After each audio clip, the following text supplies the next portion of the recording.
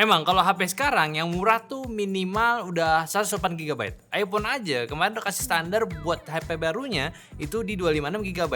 HP mahal tuh ya. Masa iya kalau yang nggak mahal masih ada varian 64 GB. Baru beli udah penuh itu storage-nya. Nah, Redmi 15C udah standar lah keluar dua varian 618 sama 8256 GB yang masih nggak lebih dari 2 juta bisa lo pilih. Ya memang secara spek ini sangat entry ya, nggak pakai G99. Tapi kan balik lagi, kalau yang pakai itu kayak orang tua, anak-anak, atau kalian yang memang hobi nyimpen file-file WA, download aplikasi yang nggak jelas sebanyak mungkin, ya better pakai Redmi 15 aja daripada dikit-dikit HP kepenuhan memorinya terus. Ditambah, iterasi sekarang pun dikasih peningkatan spesifikasi yang semakin menarik buat lu lirik ya. Tapi ya udahlah, langsung aja kita bahas. Tapi sebelum itu, kita bumper dulu. Jelas nilai utama yang menjadi upgrade HP ini di generasi sekarang itu adalah baterainya. Udah gunain kapasitas 6000 mAh, naik sekitar 1000 mAh dari 14C yang jadinya ini makin jelas awet buat seharian plus juga udah pakai charger 33 watt sekarang. Hampir 2 kali lipat lebih cepat juga nih. Tapi yang perlu diketahui juga sama kalian, kalau desainnya ini juga sekarang jauh lebih tipis dibanding 14C juga. Jadi kayaknya Redmi udah mulai nih sisipin baterai gede di dimensi yang lebih ringkas. Sisanya, mungkin itu aja dulu kali ya peningkatan signifikannya. Tapi ya memang seperti itu ya peningkatan jajaran Redmi C series. Atau ya ini sih desainnya ya balik ke bentuk kasual, nggak membulat lagi. Yang jelas ini debatable ya, lu suka atau nggak suka itu memang selera.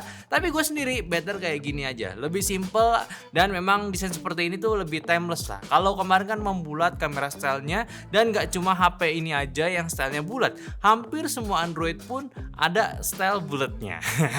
Sekarang ya udahlah mengotak kamera bumpnya dengan dua style kamera, flashnya satu masih sama konfigurasinya, namun logo Redmi sekarang juga sudah pakai style branding terbarunya.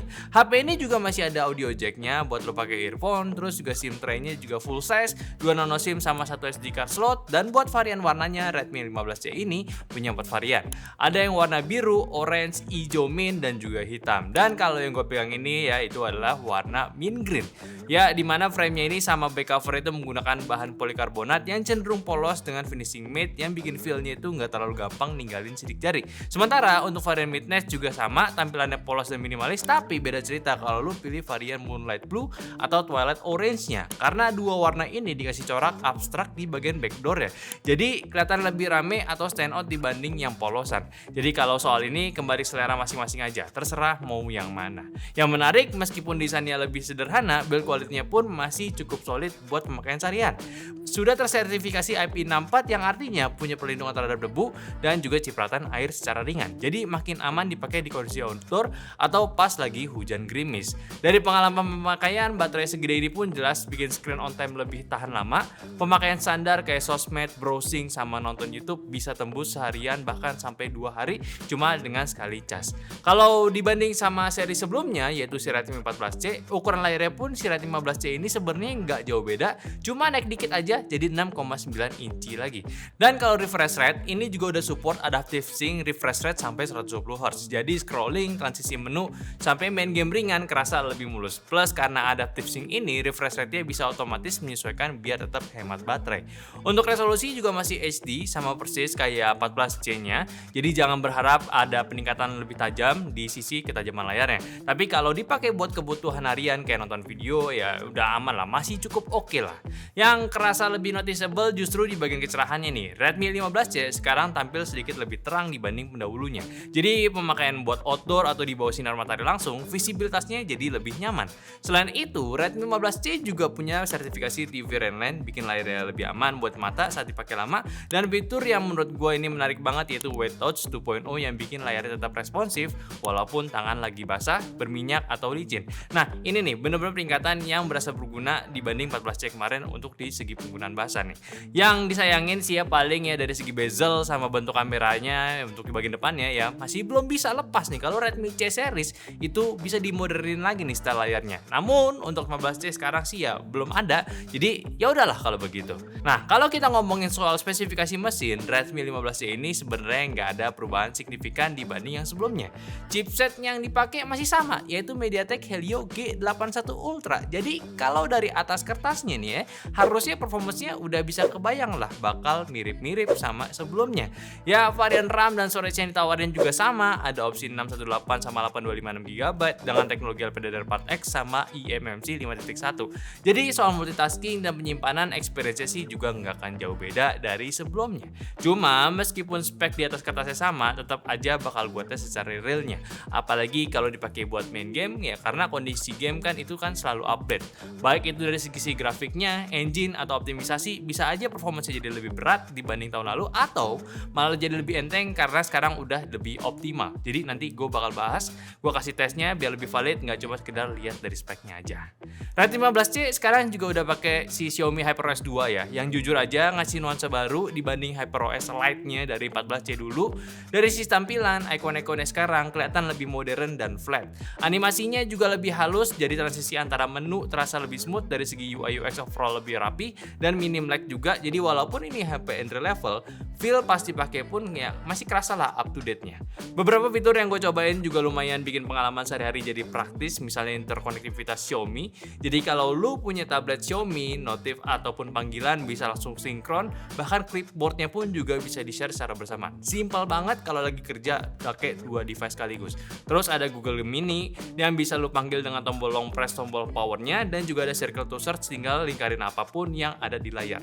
Bisa dijariin infonya. Tapi karena ini HP entry level ya, masih ada kekurangannya. Misalnya pas gue coba search sesuatu di menu ya, hasilnya munculnya itu agak delay. Pas ngetik nggak langsung keluar, mesti nunggu sedikit. Untungnya berkat RAM yang lumayan lega, pas pindah aplikasi alias multitaskingnya, app jarang reload, jadi nggak berasa ganggu-ganggu banget. Kalau soal update, Redmi janjiin nih untuk 15C ini bakal dapat update OS sampai 4 kali dan patch keamanannya itu sampai 6 tahun. Jadi untuk umur HP entry level ya lumayan panjang lah. Ada juga kemungkinan nanti bakalan nyicipin HyperOS 3, tapi ya menurut gua sih kalaupun iya pasti nunggunya bakal lama banget. Jadi ya berharap aja sambil jalanin dulu pengalaman lu pakai HyperOS 2 ini. Satu hal yang sering jadi bahan obrolan juga tentang si Xiaomi yaitu iklan juga nih. Nah, pengalaman gue pribadi pakai Redmi 15C, iklan memang masih ada tapi terbatas banget. Biasanya nongolnya cuma kalau lo buka aplikasi bawaan Xiaomi aja. Di luar itu gue sama sekali nggak nemu iklan tiba-tiba pas buka aplikasi lain, dan kalaupun ada notif bawaan yang ganggu ya gampang banget, tinggal matiin aja notifnya, kelar masalah. Jadi menurut gue ngomongin HP Xiaomi itu banyak iklan itu kayak udah nggak relevan lagi lah sekarang. Nah, sekarang kita langsung aja ke testing gamenya ya di handphone ini. Pertama di game Mobile Legends, di settingan Ultra Super, di settingan 90 fps dapat rata-rata FPS-nya 57 fps. 34 menit, baterainya berkurang 5% dan suhu maksimumnya di depan itu 34 dan belakangnya 33 derajat Celcius. Nah, buat di gamenya sebenarnya udah kebuka loh untuk settingan frame rate super alias 90 fps. Tapi entah kenapa frame rate-nya malah nggak kebuka ke 90, mentoknya di 90 aja. Ini gua nggak tahu apa memang si device-nya ini yang nggak ngangkat atau memang si HyperOS-nya ini nggak ngizinin gamenya berjalan di atas 60 fps. Tapi ya 60 sih sebenarnya masih tergolong aman lah untuk lu bermain game ini. Lalu untuk game kedua, game PUBG Mobile di settingan Smooth Ultra, lu bisa dapat rata-rata di 38 fps dan lu bermain sampai 30 menit, baterai berkurang 5%. Dengan suhu tertingginya itu di 38 derajat Celcius. Nah, buat gameplay secara experience ini mirip-mirip lah kayak Redmi 14C kemarin. Lumayan nge-lag pas awal lagi turun dan terkadang juga ada frame drop ketika lagi nge-spray tembakan ke lawannya. Tapi sisanya masih lancar dan buat iseng-iseng main di sela waktu sih ini masih bisa banget menurut gua. Lalu game ketiga yaitu Delta Force nih, settingan smooth high ya 40 fps itu bisa dapat rata-rata di 30 fps. Bermain sampai 30 menit, baterainya berkurang 6% dan suhu tertingginya sama di 38 derajat Celcius. Nah, gua bakal langsung jujur aja ya, buat main game Delta Force di Redmi 15C ini bisa dibilang sangat tidak rekomen. Walaupun cuma buat senang-senang ngisi waktu luang doang ya, kata gue sih mending jangan. Karena gue sendiri juga lumayan gak nyaman mainnya. Ya tiap gue nge-scope itu arahin aim itu berasa berat banget. Apalagi HP ini belum ada sensor gyroscope ya. Jadi ya buat nge-assist aim gue itu ya masih rada susah. Ya gue sih berharap aja mungkin Xiaomi bakal ngasih sensor gyro ataupun bahkan upgrade mesinnya nanti. Kalau misalnya emang beneran kejadian di seri besoknya itu di fix ya bakal jadi Redmi C number yang paling worth it-nya.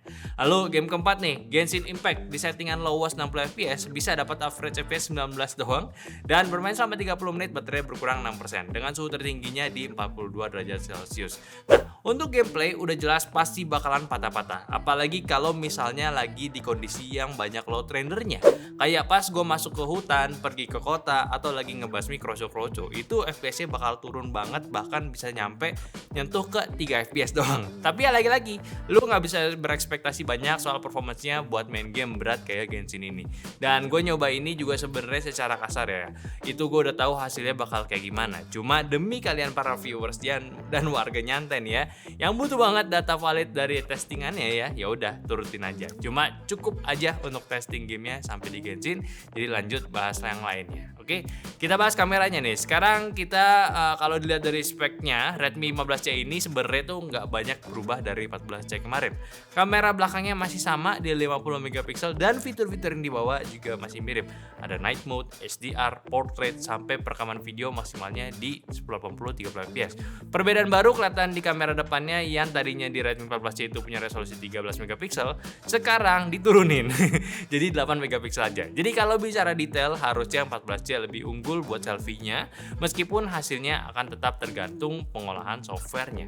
Pas gue coba motret di kondisi outdoor, kebetulan langitnya di sini lagi agak mendung, dan untuk hasil jepretan si Redmi 14C, langitnya kelihatan lebih terang.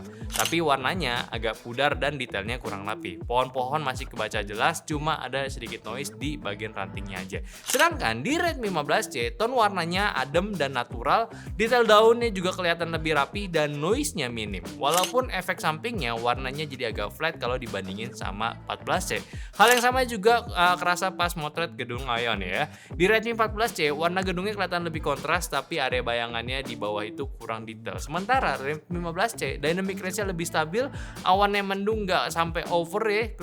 Gedung kelihatannya lebih balance juga dan warnanya warna merah tulisan Ionnya tampil lebih natural. Bahkan detail rumput di bawah pun juga masih kelihatan.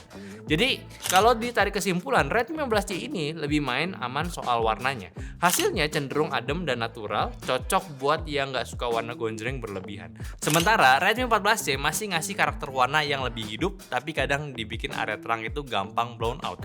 Untuk kamera depan, meskipun resolusinya turun, hasil selfie di 15C pun juga tetap cukup oke buat sosmed. Tone kulit kelihatan lebih halus, dan kalau sekedar buat upload ke Instagram ataupun TikTok masih aman banget. Dan untuk videonya cuma bisa rekam Full HD 30fps saja, jelas karena nggak ada OS juga, akan kerasa getarannya juga. Tapi ya kalau dicek lagi, videonya sih ini standar HP sejutaan sih, cocok buat dipakai untuk rekam laporan aja. Nah, buat kelas HP entry level, gue bisa bilang sih Redmi 15C ini ya lumayan cukup lengkap lah. Fingerprint sensor ready, nyatu sama tombol power di sisi kanannya, responsifnya juga udah lumayan cepat dan akurat. Dan menurut gue penempatannya ini lebih praktis ketimbang posisi fingerprint yang ada di belakang zaman dulu ya, karena feelnya natural aja pas nyalain HP sambil unlock juga. Nah, ngomongin soal wireless, konektivitas WiFi di HP ini udah stabil buat browsing, streaming, dan juga main game. Ada NFC juga, jadi kalau mau cek saldo e-money dan ataupun top up kartu tol lu, tinggal tap aja ke handphone langsung beres, nggak perlu repot cari mesin lagi. Dan si Redmi 15C ini menurut gue jadi salah satu HP entry level yang bisa dibilang paketannya yang udah oke lah. Memang gue bisa bilang kurang cocok kalau upgrade dari 14C. Ini lebih cocoknya kalau kalian ataupun keluarga kalian masih pakai HP entry level yang udah lama banget, belum ganti-ganti lagi. Atau ya HP ini bisa dijadiin jadi HP sekunderi kalian, itu juga cocok. Karena yang dijual di handphone ini sih gue lihat udah jelas banget cocok buat dihajar seharian yang lu males lakuin di HP utama lu, kayak jadinya boros baterai, kayak buka navigasi, standby map. Terus juga ya sayang kalau handphonenya full dipakai outdoor juga kan. Ya ini udah one of the best option lah, punya HP yang aman buat ngelakuin semua itu. Soal performance, walaupun chipsetnya masih sama, buat kebutuhan harian dan gaming ringan sih masih bisa banget diandalkan. Memang lawannya kalau sama A07 Samsung di harga yang sama, lu bisa dapat performance lebih kenceng karena dia pakai G99. Tapi baik lagi, kalau RAM dan storage-nya yang jadi prioritas lu di harga segini, gua rasa nggak ada salahnya juga masih stay di G81 dan juga eMMC. Bukan hal yang salah juga daripada kenceng tapi terlimitasi yaitu terlalu ekstrim, ya kan? Ya jadi menurut gue Redmi 15C ini sih cocok buat lo yang nyari handphone baterainya badak, layarnya lega, fitur lengkap, tapi tetap ramah di kantong. Bukan HP yang paling wah memang dari segi desain ataupun kameranya, tapi buat pemakaian sehari-hari udah lebih dari cukup. Kalau emang budgetnya terbatas dan pengen HP awet dipakai jangka panjang, Redmi 15C ini bisa jadi pilihan yang aman banget. Jadi gimana menurut kalian? Silakan aja kita diskusin semuanya di kolom komentar. Gue yakin ini banyak perdebatan tentang HP ini dan juga A07-nya Samsung. Tapi yaudah, kalau mau beli jangan lupa juga klik link bawah di deskripsi ataupun YouTube Shopping, kita udah kasih semuanya untuk kalian yang terbaik juga tokonya. Dan jangan lupa untuk follow semua sosial media kita dari Instagram TikTok, Facebook, Discord yang semua ada di deskripsi. Dan jangan follow juga channel unboxing kita di Kok Nggak Dinyantai. Jadi sampai jumpa di video nyantai selanjutnya. Bye.